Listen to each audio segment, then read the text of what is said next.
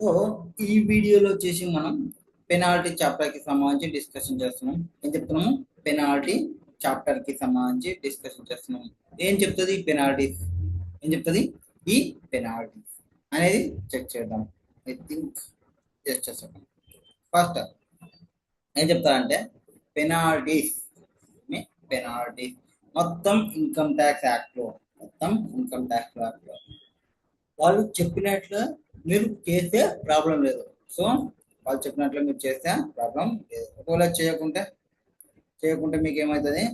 మీకు నోటీసెస్ వస్తుంది. తర్వాత మీరు పెనాల్టీస్ పే చేయాల్సి వస్తుంది.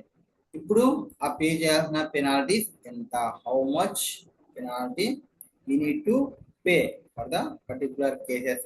డిఫరెంట్ కేసెస్ లో మనం పెనాల్టీ ఎంత పే చేయాలి అనేది తెలుసుకుందాము. ఓకేనా? Okay done. So first case ఏమంటే penalty to be levied on assessee based upon law as it to at time default. So time default ఎంత ఉంది, కమిటెడ్ ఎంత అయినాడు, and not has it stands in financial year for which assessment is made. ఇప్పుడు first అతను చేసిన తప్పేమి check చేయాలి. First తప్పు వచ్చేసి సెక్షన్ 270A. ఫస్ట్ తప్పు ఏమి? సెక్షన్ 270A అంటే penalty for under reporting of income. ఏమి? రిపోర్టింగ్ చేసేటప్పుడు అండర్ రిపోర్టింగ్ చేస్తున్నాను అంటే నాకు 70,000 వచ్చినవి కానీ నేను 50,000 అండర్ రిపోర్టింగ్. అంటే మీ అండర్ అంటే తక్కువ రిపోర్టింగ్ చేస్తున్నాను. ఓకేనా? సో 1,00,000 కట్టాల్సిన ఉంది, నేను 30,000 చూపించిన అండర్ రిపోర్టింగ్. ఇప్పుడు ఆ అండర్ రిపోర్టింగ్ చేసినందుకు పెనాల్టీ ఎంత అంటే 50% of tax payable on under reported income. ఆ అండర్ రిపోర్టెడ్ ఇన్కమ్ ఎంతైతే ఉందో దాని మీద ఎంతైతే ట్యాక్స్ వస్తుందో ఆ ట్యాక్స్ కి 50% పెనాల్టీ పే చేయొచ్చు. అంటే ట్యాక్స్ కట్టాలి ప్లస్ పెనాల్టీ కట్టాలి. Next calculation of under reported income. ఎట్లా క్యాల్కులేషన్ చేయాలి అండర్ రిపోర్టెడ్ ఇన్కమ్ అంటే? ఫస్ట్ నీకు 2 కేసెస్ ఉంటాయి.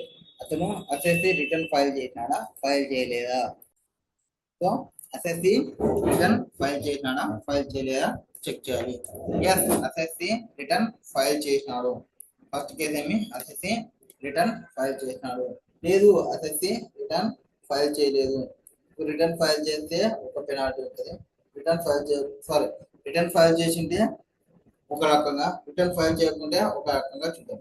ఫస్ట్ రిటర్న్ ఫైల్ చేసింటే return has been filed. So return file చేసింటే ఏమవుతుంది? ఇన్కమ్ అనేది ఉండింటది, అసెస్ చేసింటాడు. ఇప్పుడు ఎంతైతే అసెస్ చేసినాము మైనస్ ఆల్రెడీ నువ్వు ఇన్కమ్ ట్యాక్స్ రిటర్న్ లో ఎంత చూపించినావు అని చెక్ చేసుకోవాలి. రెండింటికి డిఫైన్ చేస్తే ఆ అమౌంట్ నాకు ఏమవుతుంది? అండర్ రిపోర్టెడ్ ఇన్కమ్ అవుతుంది. ఈ అండర్ రిపోర్టెడ్ ఇన్కమ్ కి నేను ఏం చేయాలా? ట్యాక్స్ క్యాల్కులేషన్ చేసి ఆ ట్యాక్స్, ఫర్ ఎగ్జాంపుల్ 30,000 ట్యాక్స్ వచ్చింది అనుకోండి, ఇంటూ 50% అంటే 15,000 is my penalty. Next return of income not file. అసలు రిటర్నే ఫైల్ చేయలేదు ఇంతవరకు. ఏమి?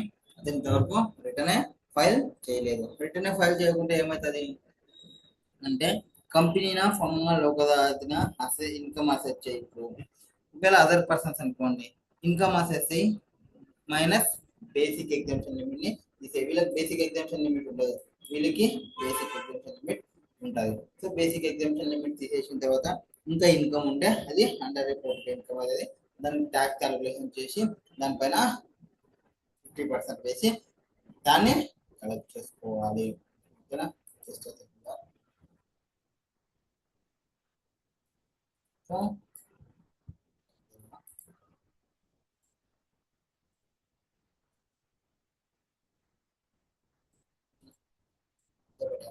సో మనం ఏం చేస్తున్నాం? ఇప్పుడు రిటర్న్ ఫైల్ చేసినామా, రిటర్న్ ఫైల్ చేయలేదా చెక్ చేసుకొని, రిటర్న్ ఫైల్ చేసింటే ఆల్రెడీ ఫైల్ చేసినది అండ్ 143 ప్రకారంగా అసెస్మెంట్ చేసినది చెక్ చేసుకోవాలి. Next while calculating tax on the for other persons. ఎవరు? ఈ అదర్ పర్సన్స్ క్యాలిక్యులేషన్ చేసుకుంటే ట్యాక్స్ క్యాలిక్యులేషన్ అప్పుడు under reported income plus basic exemption consider చేసుకుంటూ క్యాలిక్యులేషన్ చేయాలి. నెక్స్ట్ రీఅసెస్మెంట్ అంటే ఇది ఫస్ట్ టైం చేస్తున్నప్పుడు. Second time income reassess, already assess చేసినాం మైనస్ ఇమీడియట్లీ బిఫోర్ ఇట్ అంటే ఈ ఒక క్యాలిక్యులేషన్ చేసింటావు కదా, అది సంబంధించి ఎంతైతే రీ అసెస్మెంట్ చేసినారో దాన్ని చూసుకోవాలి. వేర్ ఒకవేళ అవి మ్యాట్ ఏఎంటి అప్లై అంటే ఎవరికి అప్లై అవుతాయి? మ్యాట్ అంటే కంపెనీస్కి అప్లై అవుతుంది. ఏఎంటి అంటే అదర్ దెన్ కంపెనీస్కి ఎవరి ఇన్కమ్ అయితే 20 lakhs అబో ఉంటుందో వాళ్ళు, అండ్ ఎవరైతే డిడక్షన్ తీసుకుంటారో 35 AD స్పెసిఫిక్ డిడక్షన్ తీసుకుంటారో అట్లాంటి కేసెస్కి ఏఎంటి అప్లికబుల్ అవుతాయి. So A minus B plus C minus D. A అంటే ఏమి? Total income assess as per general provisions ప్రకారంగా క్యాలిక్యులేషన్ చేసి first minus assess A calculation చేసినాడు అంటే దీని మీద ట్యాక్స్ కట్టేసి పెట్టాలి. సో వాటి ప్రకారం ఏమి, మన ప్రకారం ఏమి అంటే ఇన్కమ్ ట్యాక్స్ వాళ్ళ ప్రకారం మైనస్ వీడి ప్రకారం plus total income assess as per MAT or AMP. Total income calculated by assess. So MAT ని కన్సిడర్ చేస్తూ వాడు ఎట్లా క్యాలిక్యులేషన్ చేసినాడో ఇదే. సో మొత్తం ఇన్కమ్ అనేది యాడ్ అవుతుందో చూసుకో. Where any issue is common then it won't be consider in C minus D. So common ఉంటే సి మైనస్ డిని కన్సిడర్ చేయాల్సి వస్తుంది. ఇప్పుడు నీకేమొస్తుంది? Income tax on underreported income where MAT AMT applies a tax on A minus tax on B plus tax on C minus tax on D calculation చేయాలి. అంటే mat ప్రకారం మనం టాక్స్ క్యాలిక్యులేషన్స్ వేరే చేసింటాము. అంటే ఏం చేసింటాము అక్కడ మ్యాట్లో 18.5 AMT అయితే మ్యాట్ అయితే 15% వేసింటాము, దాన్ని క్యాలిక్యులేషన్ చేసింటాము. అట్లా చూసుకో. Okay, person will be considered to have underreported his income if income assessed or reassessed as effect of reducing loss or converting such loss into income. Losses వచ్చింటాయి or following would not be regarded as underreported income. ఈ cases ని underreported income గా treat చేయము. ఏవి?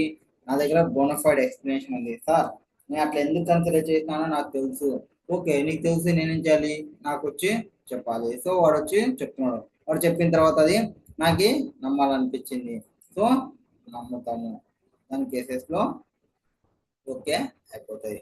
Next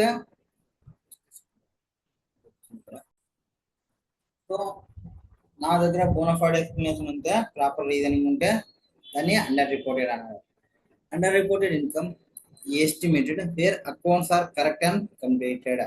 so నా దగ్గర estimation అనేది correct ఉంది, వాళ్ళు ఎవరైతే ఇప్పుడు ఇన్కమ్ ట్యాక్స్ వాళ్ళు అనుకున్నారో అది వాళ్ళది తప్పు ఉంటుంది.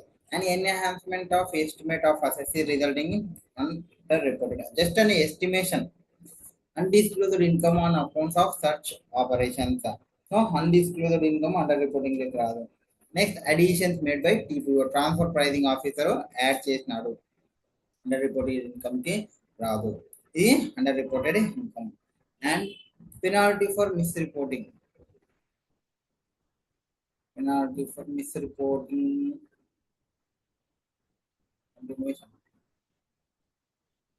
First, penalty for misreporting ఏమి? 200% of tax payable on such.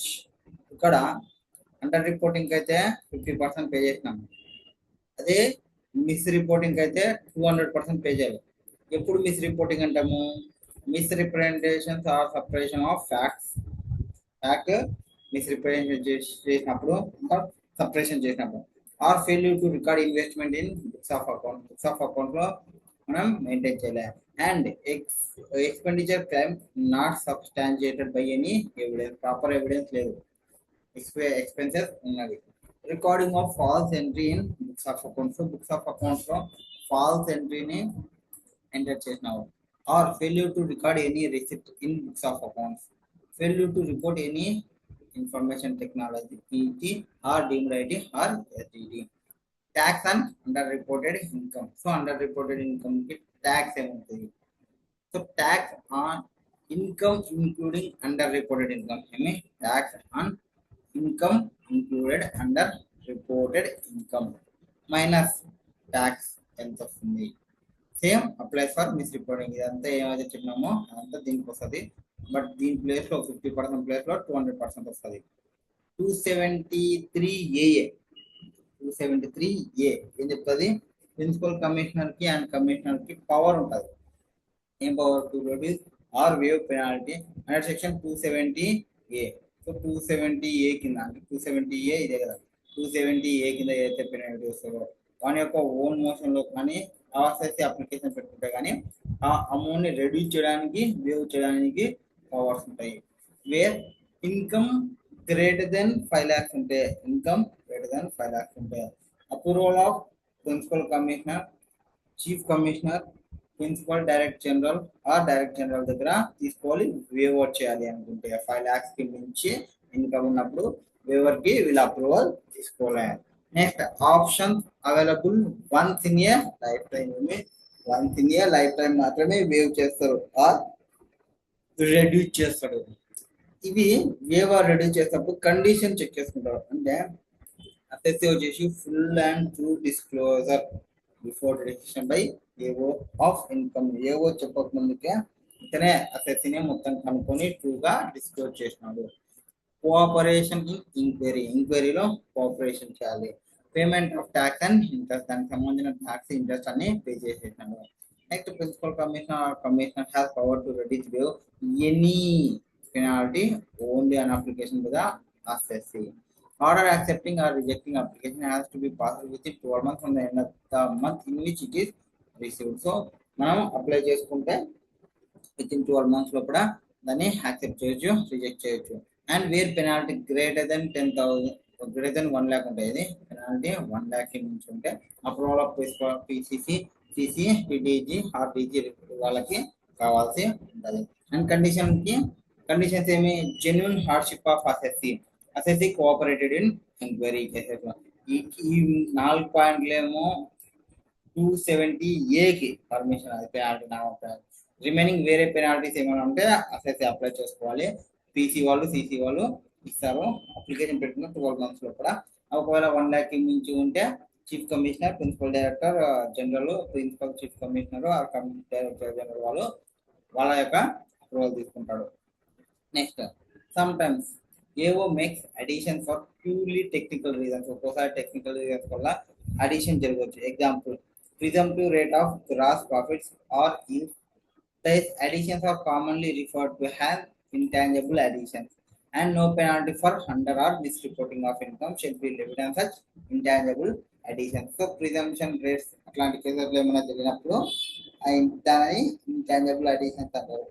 ఈ ఇంటాంజిబుల్ అడిషన్స్ కి పెనాల్టీ అనేది ఉండదు. ఈ under reporting or misreporting penalty అనేది ఉండదు.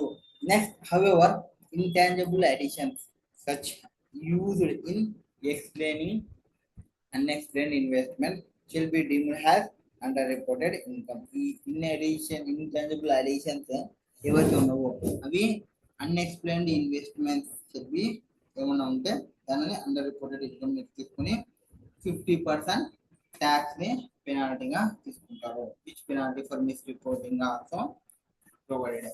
And various other penalties 270A penalty కాకుండా మిగతా పెనాల్టీ మామూలుగా ఎగ్జాంపుల్లో టెస్ట్ చేస్తే 270A పెనాల్టీ కింద డైరెక్ట్ 4 marks ఆర్ 6 marks క్వశ్చన్ని ఇచ్చే ఛాన్సెస్ అనేది ఉంటుంది.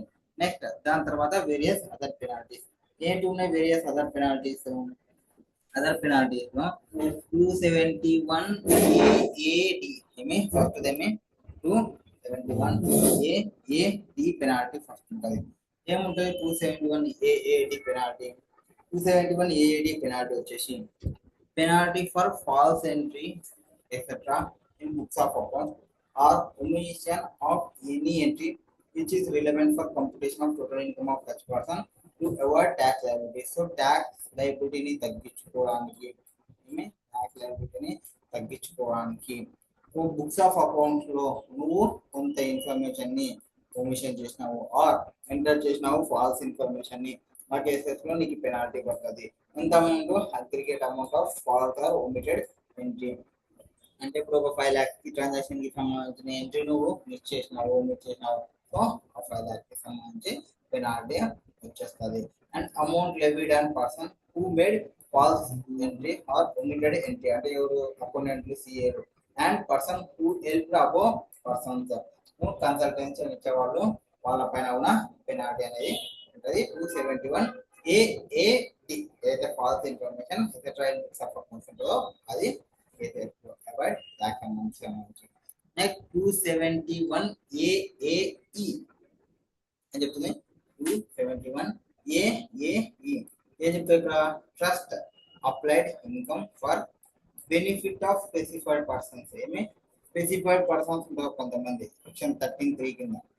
వాళ్ళకి బెనిఫిట్ కోసం యూజ్ చేసినావు నీ ఇన్కమ్, దీన్ని ట్రస్ట్ కి సంబంధించిన అమౌంట్ అప్లైడ్ కిందకి వేసుకున్నావు. అట్లాంటి కేసులో ఫస్ట్ టైం వైలేషన్ అయితే 100% ఆఫ్ అమౌంట్ ఎంతైతే అప్లైడ్ కిందకి వేసినావో దాన్ని తీసుకుంటావు. అంటే ఎక్స్పెండిచర్ పెట్టాలి, ట్రస్ట్ కోసం ఖర్చు పెట్టాలి, అంతేగాని ఆ పర్సన్ యొక్క బెనిఫిట్ కోసం ఖర్చు పెట్టి ట్రస్ట్ ఎక్స్పెండిచర్ లో ఇన్క్లూడ్ చేసినారు. ఆ కేసెస్ లో ఫస్ట్ టైం పెనాల్టీ అయితే 100% ఎంత అయిందని చూస్తారు. సెకండ్ టైం అయితే సబ్సిక్వెంట్ అయితే 200% ఆఫ్ అమౌంట్ ఎంతైతే అప్లై లో యూజ్ చేసినావో ఇంత అమౌంట్ ని పెనాల్టీగా ప్రొవైడ్ చేస్తారు. 200% తీసుకుంటారు. Next 271C failure to deduct or pays TDS. ఎంతైతే అమౌంట్ టీడీఎస్ డిడక్ట్ చేయాలో ఆర్ పే చేయాలో అంత amount of tax which is fail to deduct or pay. No penalty for belated remittance. Remittance చేసినాడు belated గా, దానికి no penalty. Failure to collect TCS collect చేసుకోవాలి ఎంతైతే collect చేసుకోవాలో అంత పెనాల్టీ వేస్తారు 271C కింద. 271I failure to furnish information or furnish చేసినాడు inaccurate information required under section 195(6) కింద. పెనాల్టీ ఎంత? 1,00,000 రూపాయలు పెనాల్టీ వేస్తారు. 271J furnishing of incorrect information in reports or రిపోర్ట్ల ఇన్కరెక్ట్ ఇన్ఫర్మేషన్ ప్రొవైడ్ చేస్తే ఎవరు? By an accountant, CA, merchant banker or register valuer. ఆ certificate ఉంటుంది కదా, ఫర్ ఈచ్ సర్టిఫికేట్ కి ఆర్ ఈచ్ రిపోర్ట్ కి 10,000 పెనాల్టీ వేస్తారు. Next 271K where research institutions under section are ADG etcetera fails to furnish statement are certificate. So penalty ఎంత ఇక్కడ? 10,000 to 1 lakh వరకు penalty ఉంటుంది. ఎవరు? రీసెర్చ్ అసోసియేషన్స్ వాళ్ళు ఇన్ఫర్మేషన్ ప్రొవైడ్ చేయాలి లేదా సర్టిఫికేట్ ని ప్రొవైడ్ చేయాలి. ఏటీజీ డిడక్షన్ తీసుకోవాలి అనుకుంటే వాళ్ళు ప్రొవైడ్ చేస్తుంటారు. Next refusal to answer questions put by IT. Income tax authority వాళ్ళు ఒక క్వశ్చన్ వేసినారు, ఆ క్వశ్చన్ కి నువ్వు ఆన్సర్ చెప్పమంటే రిఫ్యూజ్ చేసినావు, penalty. Refuse to sign statement మీద సైన్ చేయమన్నాడు, నువ్వు సైన్ చేయలే, fine, penalty. Non compliance with సమ్మాన్లో చెప్పిన ప్రకారంగా నువ్వు చేయలే, penalty. Failure to comply with notice issued 142లో ఆర్ 143(2)లో నోటీస్ ఇచ్చినారు, దానికి కంప్లై కాలే, పెనాల్టీ. డైరెక్షన్స్ ఇచ్చినాడు 142(2)లో ఫాలో కాలే, పెనాల్టీ. సో అన్ని కేసెస్ కి ఈచ్ డిఫాల్ట్ కి 10,000 పెనాల్టీ చేస్తారు. Next 272A2 failure to give notice of discontinuance of business or profession. So notice అంటే నా బిజినెస్ క్లోజ్ అయింది, నా ప్రొఫెషన్ క్లోజ్ అయిందని చెప్పలే.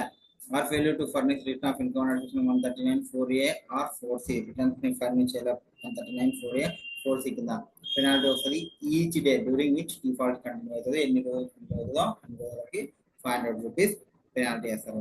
272AA failure to comply with the provisions of section 133B కింద penalty ఏమై అప్ టు 1,000 వరకు ఉంటుంది. నెక్స్ట్ ప్యాన్ రిలేటెడ్ ఏమైనా ఫెయిల్యూర్స్ ఉంటే 10,000 పెనాల్టీ ఉంటుంది. Failure to complete 203A or quoting false TAN number 10,000 penalty వేస్తారు. టాక్సేషన్ ఆఫ్ అన్డిస్క్లోజ్డ్ ఇన్కమ్ 115BBEలో కొన్ని కేసెస్ చెప్తారు. ఆ కేసెస్ ఏమి? కొన్ని కేసెస్ ఈ cash credits section 68, unexplained investments, unexplained money, amount of investment not fully disclosed are unexplained expenditure, amount borrowed or repaid on lease. వీటన్నిటికీ tax వచ్చేసి 60+25+4 78% ట్యాక్స్ వచ్చేస్తుంది. No expenditure or deduction or basic exemption limit will be allowed. No set of any loss allowed against such income. Income కి అటువంటిది provide చేయరు. So 78% మీకు పడుతుంది taxation కి. Next penalty under section 271AAC ఈ BBE కి 10% of tax payable. ఇక్కడ tax calculation చేస్తారు కదా, అంటే 1,00,000 రూపాయలు మీకు ప్రాబ్లం వచ్చింది అనుకోండి, 78% ఆల్రెడీ 78,000 నువ్వు పెనాల్టీ ట్యాక్స్ కింద కట్టాలి అన్డిస్క్లోజ్డ్ ప్లస్ 10,000 పెనాల్టీ అంటే 7.8 78,000 ప్లస్ 7,800 మొత్తం 85,800 అంటే 86,000 గవర్నమెంట్ కి పే చేయాల్సి వస్తుంది. బట్ ఇదేమంటే no penalty would be levied where such income has been included in return of income and tax due on such income has been before end of the previous year లో చేసేసిందే. Next ఇప్పుడు ఇక్కడ cash credit అంటే ఏమి, cash credit అంటే ఏమి, and explain investments అంటే ఏమి. క్యాష్ క్రెడిట్ అంటే సెక్షన్ 68 చెప్తాది. ఏం చెప్తాయి section 68? Some of credited in books of accounts.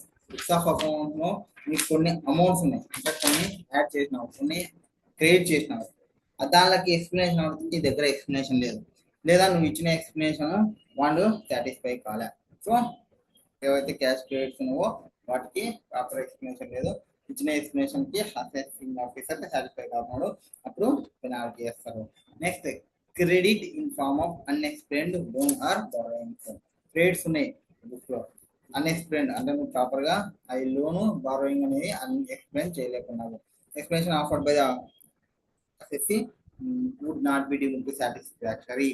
ఎప్పుడు సాటిస్ఫాక్టరీ కాదంటారు?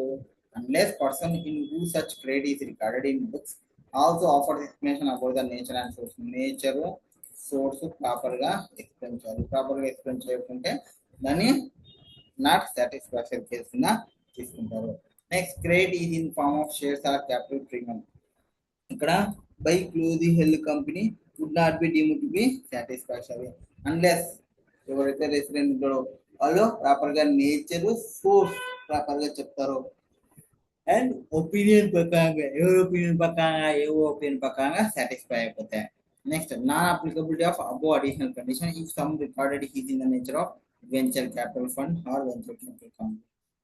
ఆ క్రెడిట్స్ వచ్చినాయి వెంచర్ క్యాపిటల్ కంపెనీ నుంచి, వెంచర్ క్యాపిటల్ కంపెనీ నుంచి అని అనుకుంటే అప్పుడు అప్లికబిలిటీలోకి రాదు. నెక్స్ట్ అన్ఎక్స్ప్లెయిన్డ్ ఇన్వెస్ట్మెంట్స్ సెక్షన్ 69 ఏం చెప్తుంది? Investment not recorded in books of accounts. ఏమి ఇన్వెస్ట్మెంట్ ని నువ్వు బుక్స్ లో రికార్డింగ్ చేయాలి, బట్ నీకు ఇన్వెస్ట్మెంట్ ఉంది. అట్లాంటి కేసెస్లో no explanation or explanation satisfactory లేదు, అది డీమ్డ్ ఇన్కమ్ కింద తీసుకున్నాము. 69A అన్ఎక్స్ప్లెయిన్డ్ మనీ ఉంది, దానికి ఎక్స్ప్లెనేషన్ లేదు నీ దగ్గర, not recorded in books of accounts or where no explanation is available, not satisfactory. Ownership is important and mere position is not enough. ఒక పొజిషన్ ఉన్నంత మాత్రాన కాదు, ఓనర్షిప్ అనేది చెక్ చేసుకుంటాము. నెక్స్ట్ సెక్షన్ 69B ఏమి section 69B where in any pre financial year assessee made investment. ఏమంట ఏదో ఒక ఇయర్ లో అసెస్సీ ఇన్వెస్ట్మెంట్ చేసినారు ఆర్ అసెస్మెంట్ వాళ్ళ ఓనర్ దగ్గర వెళ్ళి చెక్ చేస్తున్నప్పుడు ఓనర్ దగ్గర మనకు దొరికింది money, bullions, jewellery or other valuable articles ఏమన్నా దొరికినాయి ఎవరికి? ఏవో వానికి. ఇప్పుడు ఏవో ఏం చేయాలంటే దానికి సంబంధించిన అమౌంట్ ఎంత అనేది చెక్ చేయాలి. Amount find that amount spent on making such investment. ఆ ఇన్వెస్ట్మెంట్ చేయడానికి ఎంత అమౌంట్స్ అయినాయి, ఎంత ఇన్వెస్ట్మెంట్ అయింది, ఎంత కొన్నారు, అండ్ ఆ అమౌంట్ రికార్డ్ చేసినారా లేదా books of accounts. And record చేసిన అమౌంట్ ఇప్పుడు క్యాలిక్యులేషన్ చేసిన అమౌంట్ డిఫరెన్స్ ఏమైనా వచ్చిందా, ఆ డిఫరెన్స్ కి ఎక్స్ప్లెనేషన్ ఏమైనా ఉందా? ఎక్స్ప్లెనేషన్ ఏం లేదు, no explanation is for difference. ఏదో ఎక్స్ప్లెనేషన్ ఇచ్చినది సాటిస్ఫాక్టరీ లేదు, 69B కిందకి తీసేసుకుంటాము. Next 69C where in any financial year assessee has incurred expenditure. ఏ ఒక ఎక్స్పెండిచర్ ఇంకర్ అన్నాడు సార్, ఎక్స్పెండిచర్ ఇంకర్ అయినారు కదా, ఎక్స్పెండిచర్ కి ఎక్స్ప్లెనేషన్ ఇవ్వండి అంటే ఎక్స్ప్లెనేషన్ లేదు, లేదా ఉన్న ఎక్స్ప్లెనేషన్ అన్సాటిస్ఫాక్టరీ, అప్పుడు ఏవో ట్రీట్ యాజ్ ఇన్కమ్ గా ట్రీట్ చేసుకుంటారో ఆ అన్ఎక్స్ప్లెయిన్డ్ ఇన్కమ్ కిందకి. And such unexplained expenditure is not allowed as deduction from income. Next section 69D where any amount is borrowed on hundi or any amount due therein is repaid in cash. Amounts so borrowed or repaid shall be deemed to be income of person borrowing or repaying for previous year in which amount was borrowed or repaid as the case may be. However, where any amount borrowed on hundi has been deemed to be income of any person, he has not taxed again. Already చూపించేసింటే income గా చూపించేసింటే మళ్ళీ తీసుకోము. And prior approval of joint commissioner required. ఎప్పుడు order pass by ITO pass చేసింటే greater than 10,000 ఉంటే penalty వీళ్ళ యొక్క అప్రూవల్ తీసుకోవాలి. అసిస్టెంట్ ఆర్ డిప్యూటీ కమిషనర్ అయితే 20,000 పైన ఉంటే జేసీ అప్రూవల్ కావాలి. Next time limit for imposition of penalty. పెనాల్టీని ఇంపోజ్ చేయడానికి టైం లిమిట్ ఏమి అంటే ఇది అమెండ్మెంట్స్ వచ్చినాయి. No penalty order can be passed after 6 months from the end of the quarter in which any of the followings happen. First assessment complete అయింది, appeal ఏం file చేయలేదు. 6 months clock starts from end of the quarter in which the proceedings are completed. So proceedings complete అయిపోయినాయి. అక్కడ proceeding complete అయిపోయిన తర్వాత end of the quarter check చేసుకొని అక్కడ నుంచి 6 months లో కూడా పెనాల్టీ వేయాలి.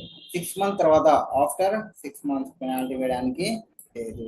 నెక్స్ట్ ఒకవేళ రివిజన్ ఆర్డర్ పాస్ చేసినాను అనుకోండి, సేమ్ రివిజన్ ఆర్డర్ ఎప్పుడైతే పాస్ చేసినామో పాస్ చేసిన క్వార్టర్కి సంబంధించి ఎండింగ్ నుంచి 6 months లో కూడా పెనాల్టీ ఇంపోజ్ చేయాలి.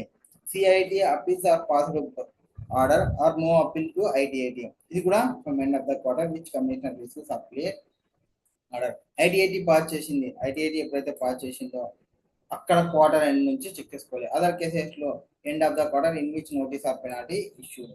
In computing period for limitation of purpose of this section following period should be excluded. A excluded time taken in given opportunity to assess C to be reheard under the provision to 129. బాబు అని వాళ్ళకి opportunity ఇచ్చినాయి, ఆ opportunity ఇచ్చిన టైంని consider చేసుకోవచ్చు. Period commencing on date on which stay on proceeding for levy of penalty was granted by order or injunction of any court and ending on the date which is certified court of the order vacating stay was issued by principal commissioner or commissioner. In cases లో period ఆ 6 months period ఈ amount ని period of date ని remove చేసేస్తాము. ఇది penalty chapter కి సంబంధించి. So next వీడియోలో అఫెన్సెస్ అండ్ ప్రాసిక్యూషన్ చెక్ చేసుకుందాం.